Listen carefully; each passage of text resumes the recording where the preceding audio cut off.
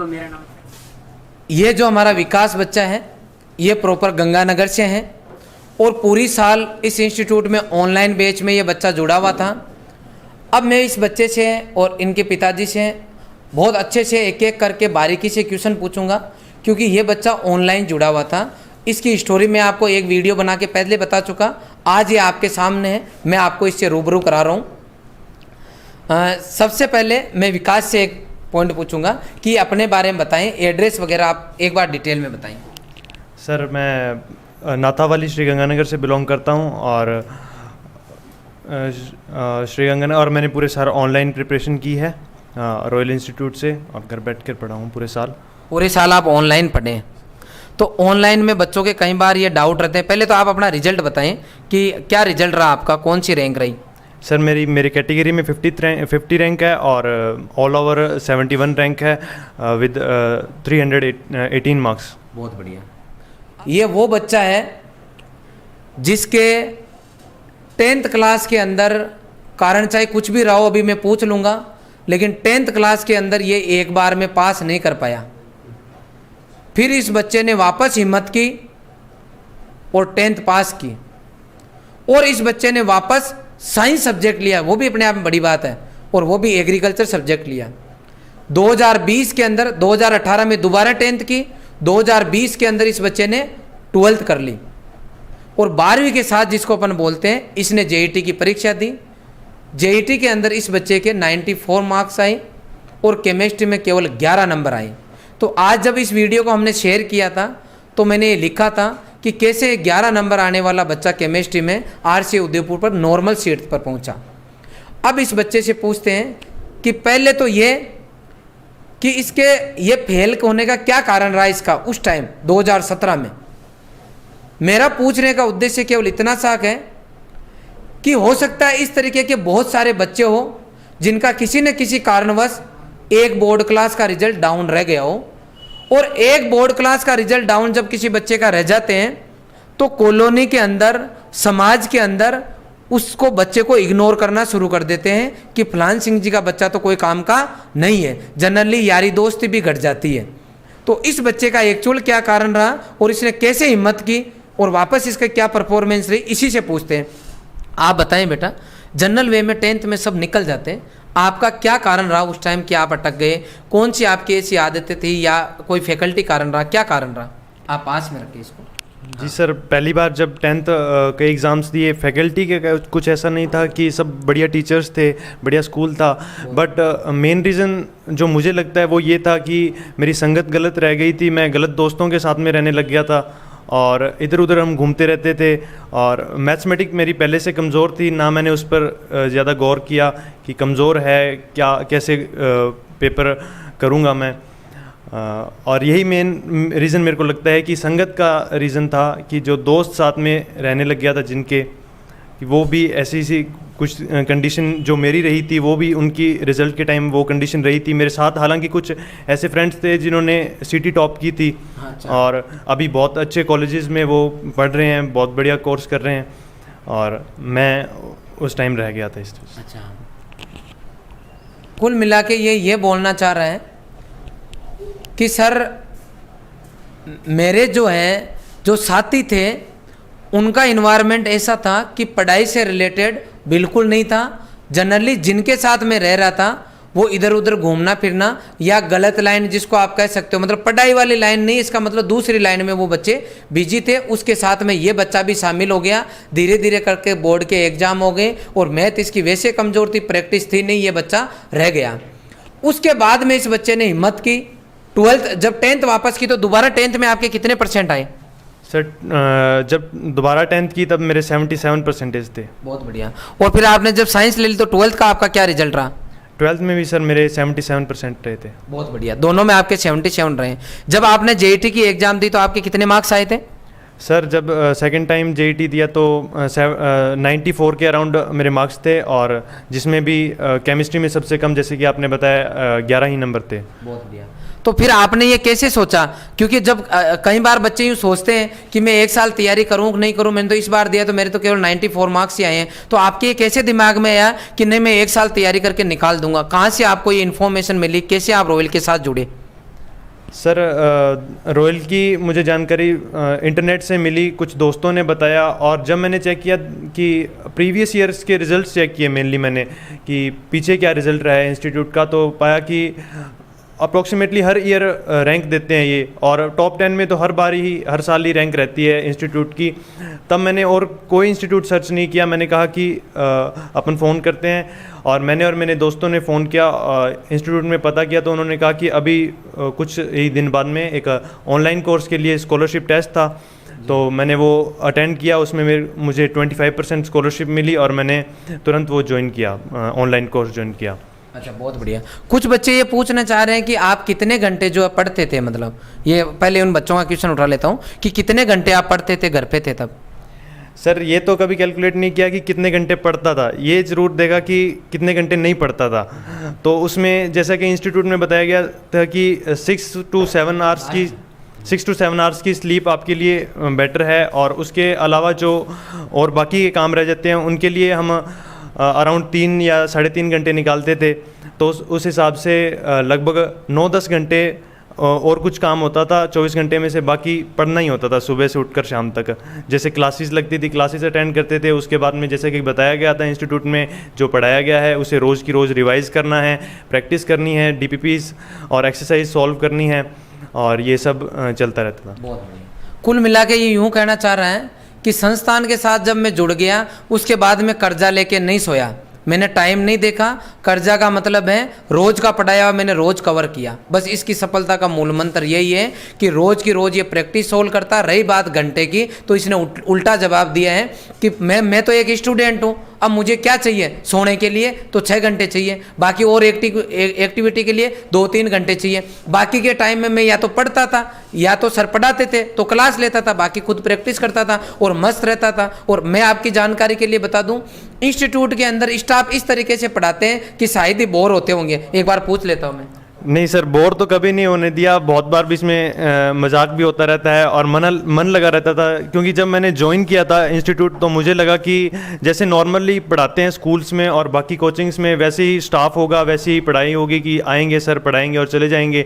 लेकिन जब ज्वाइन किया कुछ 1 महीने 1.5 महीने में पढ़ा तो मुझे लगने लगा कि नहीं, ऐसा कुछ नहीं है, बहुत अच्छे से पढ़ाया जा रहा है, बिल्कुल बेस क्लियर किए जा रहे हैं। क्योंकि मेरे केमिस्ट्री में मेनली बेस बिल्कुल क्लियर नहीं था, मुझे कुछ पता नहीं था कि केमिस्ट्री में क्या सीन चल रहा है, लेकिन सब कुछ क्लियर किया गया और पता लगा कि बाद में भी, जैसे क्लास के बाद में भी हमें अकेला नहीं महसूस होने देते सर कि मैं इतनी दूर ऑनलाइन प्रिपरेशन कर रहा हूँ तो मेरे लिए कोई फैकल्टी नहीं है कि मेरे डाउट सॉल्विंग के लिए या कुछ ऐसा।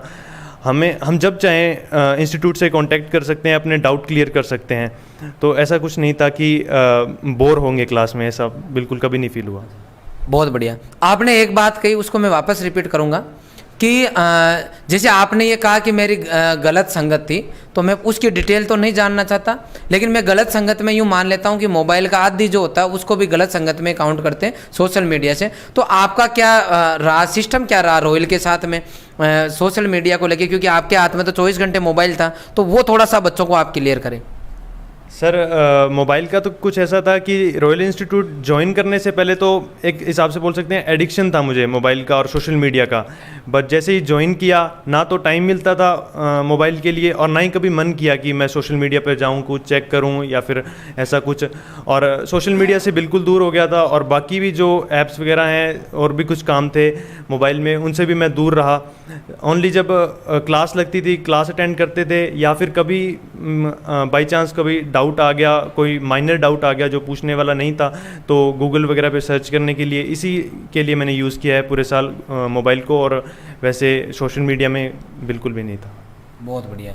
कुल मिला के इसका सीधा सा कहना है कि आप चाहे घर पे रहो, चाहे उदयपुर आके ऑफलाइन में पढ़ो, यदि आप चाहते हो कि आपकी रैंक आए सिलेक्शन में, आपकी सिलेक्शन वाले लिस्ट में आपका नाम हो, तो आपको सीधा सा क्या करना है, सोशल मीडिया से दूरी बनानी है। यही आपकी सफलता का राज है। अब मैं आपके पेरेंट्स से बात करना चाहूँगा। सर, मैं घर की बात बताऊँ आपको कि कई बार जब अपने समाज में मैंने ये देखा है अक्सर कि जब किसी का बच्चा फेल हो जाता है ना, तो वो वाला दिन मुझे लगता है एक पेरेंट्स के लिए सबसे भारी पड़ता है। तो आज आपका बच्चा एक बार तो ये वो दिन भी आपको दिखा चुका, तो आपको कैसा लगता है, मतलब कैसा लग रहा है आज? पहले तो जी मैं आपको, आपका और आपकी पूरी टीम का बहुत बहुत धन्यवाद करना चाहूँगा सर, कि मेरा बच्चा जो मतलब बहुत कमज़ोर था, जो आज इस मुकाम पर पहुँचा है कि RCA में इसका सिलेक्शन हुआ है। और मैं इसकी बस इतनी उम्मीद नहीं कर सकता था कि ये इसका सरकारी कॉलेज मिलेगा इसको। मतलब आपको ये उम्मीद भी नहीं थी कि भाई ये मेरा बच्चा कभी सरकारी कॉलेज में पढ़ेगा, और जो आज राजस्थान की टॉप कॉलेज है वो भी नॉर्मल सीट पे आया है, बड़ी बात है मतलब। हाँ जी बहुत बड़ी बात है जी। और इसका श्रेय मैं सर आपको और आपकी पूरी टीम को देना चाहूँगा सर। जब से इसने आपकी जो ये क्लासें ऑनलाइन अटेंड करना शुरू किया है, हाँ। तब से सर इसने ना रात दिन एक कर दिया, और 1 महीने में इसमें बच्चे का पूरा परिवर्तन आ गया। और ये जब हमने ऐसे हमें पता नहीं लगता था कब सोता है कब उठता है। हम जब सोते थे तब ये पढ़ता होता था, अच्छा। और जब हम उठते थे तब ये पढ़ता होता था। अच्छा। मतलब इसके पढ़ाई के प्रति आग लग गई यहाँ जुड़ने के बाद। हाँ जी अच्छा। और ये पूरा इसका दिमाग ही चेंज हो गया सर। अच्छा। जब से आपसे रॉयल से जुड़ने के बाद में पूरा दिमाग इसका चेंज हो गया सर। मतलब मेंटली ये बच्चा ऐसा प्रिपेयर हुआ कि देखो मैं क्लियर बोल रहा हूँ आपको, मैं हमेशा बोलता हूं कि डरा धमका के आप किसी बच्चे का सिलेक्शन नहीं करा सकते। और मैं एक एग्जाम्पल भी देता हूं कि अगर डराने से अगर कोई बच्चों के विद्या हाथ लग जाती ना, तो जितने भी गैंगस्टर है उनके बच्चे कलेक्टर बन जाते हैं, क्योंकि उनके वो गुरुजी को बंदूक दिखा के कहते कि डेटा ट्रांसफर कर दो, लेकिन होते नहीं है।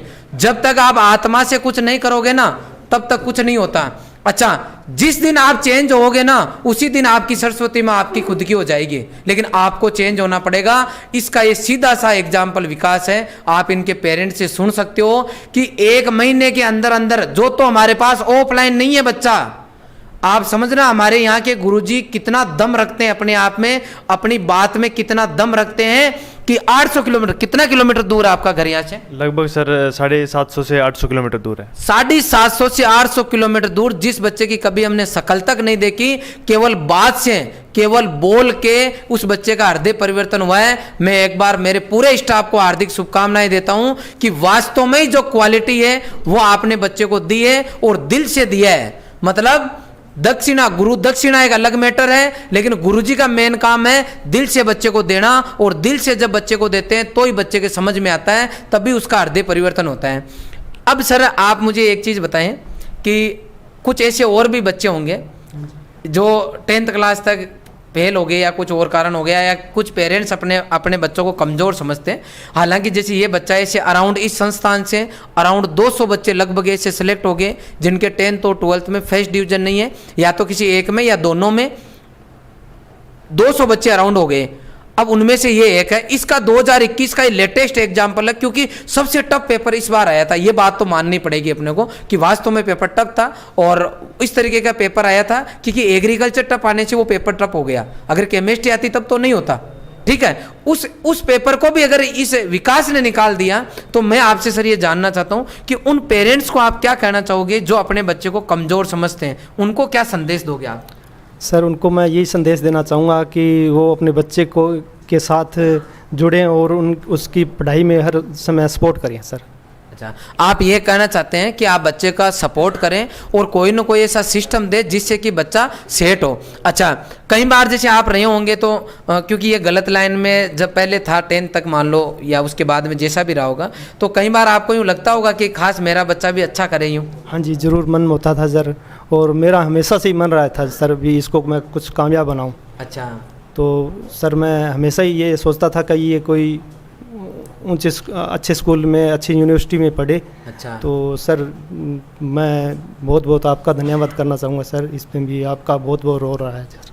मतलब मैं मेरे जो पूरी टीम है उसको क्लियर करूं कि ये एक्चुअल अपनी कमाई है, कि कैसे एक पेरेंट्स जो एक किसी का, देखो सीधी सी बात है, जब किसी के बच्चा हो जाता है ना तो आदमी लगभग मुझे लगता है कि बच्चों के लिए दौड़ता है, और जब बच्चा 10th पास करता है और जब कुछ नहीं होता है ना तब अंदर झटका लगता है, यूँ लगता है यार किसके लिए कर रहे हैं। लेकिन वही बच्चा अगर उस बच्चे को आप टेकल करके अगर टॉप यूनिवर्सिटी तक पहुंचाते हो तो मुझे लगता है पेरेंट्स के लिए इससे बड़ी कमाई कुछ भी नहीं है। मैं सर आपको विश्वास दिला दूं इस संस्थान की तरफ से कि हमारे किसी भी बच्चे को इस संस्थान से रिलेटेड कभी भी पूरी उम्र में अगर ज़रूरत पड़ेगी हम हर जगह सपोर्ट करेंगे। और मैं इस बच्चे को, क्योंकि एक नॉर्मल बच्चा पढ़ के कहीं चला गया, वो पढ़ने वाला बच्चा है, रेगुलर शुरू फर्स्ट क्लास से लेके और लास्ट तक अगर टॉप भी कर गया तो बहुत ज़्यादा उतनी बड़ी बात नहीं है जितने कि एक रास्ता भटका हुआ बच्चा टॉप कर जाता है। मुझे लगता है ये बड़ी बात है। और मैं आपको और आपके बच्चे को पुनः एक बार, ये जब बड़ा अधिकारी बन जाएगा, जो ये लाइफ में चाहता है, एक बार इससे पूछ लेते हैं क्या बनना चाहते हैं। बताना बेटा विकास। सर मैं एग्रीकल्चर में डॉक्टरेट करना चाहता हूँ और जिसका मेरा मोटिव ये है कि एग्रीकल्चर सेक्टर से जो केमिकल्स जो हमारे हैं उनको दूर किया जाए, मिनिमाइज़ किया जाए या फिर बिल्कुल केमिकल फ्री किया जाए एग्रीकल्चर को, बिकॉज ये क्वांटिटी प्रोवाइड कर सकते हैं, क्वालिटी प्रोवाइड नहीं कर सकते। बहुत बढ़िया, इसने बहुत बड़ी बात की है। मैंने कहा एक तो डॉक्टर बनते हैं आपके जो जनरल वे में MBBS करके, हमारे एग्रीकल्चर में भी डॉक्टर है, उसमें भी आप साइंटिस्ट बन सकते हैं और आप रिसर्च करके ऐसा कुछ करो कि आदमी बीमार ही नहीं हो। भाई अगर अपन बीमार होंगे तब जाएंगे ना हॉस्पिटल। तो आप ये चाहते हो कि एग्रीकल्चर में मैं ऐसा कुछ करूं कि जो केमिकल्स अपन यूज में ले रहे हैं वो कम से कम हो या नहीं हो, ताकि लोग जो एक्स्ट्रा बीमारियां भी एडिशनल आ रही है वो नहीं आए, बीमारियां ख़त्म हो, ताकि हॉस्पिटल्स की कम से कम ज़रूरत पड़े। बहुत बढ़िया आपकी सोच है और मैं आपके जो पेरेंट्स हैं इनका भी बहुत बहुत धन्यवाद दूंगा कि आप बच्चे को यहाँ तक छोड़ने भी आए। और मेरा स्पेशली जब ये बच्चा कल आया था, इसने मास्क लगा रखा था, मेरे पहचान में नहीं, मास्क हटाते मैंने कहा हाँ विकास कि हाँ सर, तो मैंने कहा कि मेरे पापा भी आए रुके हुए, तो मैंने उसी टाइम जब ये मेरे चेयर पे आके बैठा उसी टाइम मैंने दिलीप सर को फ़ोन लगाया। मैंने कहा विकास के पापा यहाँ आए हुए हैं और काफ़ी दूर से, पता नहीं कभी आए कि नहीं आए, इस बच्चे को भी पता है। मैंने ऑन द स्पॉट लगाया। हमारा पहले से प्री डिफाइन नहीं था प्रोग्राम कि हम बच्चों को आके लाइव मिलाए, लेकिन उस टाइम मेरे दिल में अचानक इच्छा हुई कि विकास के पापा आए हुए, मतलब अपन प्रोग्राम करते हैं, जो अवेलेबल है वो आ जाएंगे, लेकिन मेरी दिल से इच्छा मिलने की और मिलाने की, इसलिए सर मैंने आपको रखा। हम और बड़ा प्रोग्राम करते हैं उस टाइम मैं आपको और बुलाऊंगा। और आपको बहुत बहुत धन्यवाद और बहुत हार्दिक शुभकामनाएं कि बच्चा आपका सही लाइन पे आ गया है और इन फ्यूचर ये वास्तव में बड़ा आदमी बनेगा। और ऐसे लोगों की स्टोरी जो है ना, लोग पढ़ के आगे बढ़ते हैं, ये न केवल आपके घर के लिए बड़ी बात है, ये बहुत सारे बच्चों को जो है ये चेंज करेगा। ऐसे बच्चों का मैं बार बार एग्जाम्पल देता हूँ। आप यहाँ पधारे, इसके लिए आपका बहुत बहुत धन्यवाद सर। Thank you.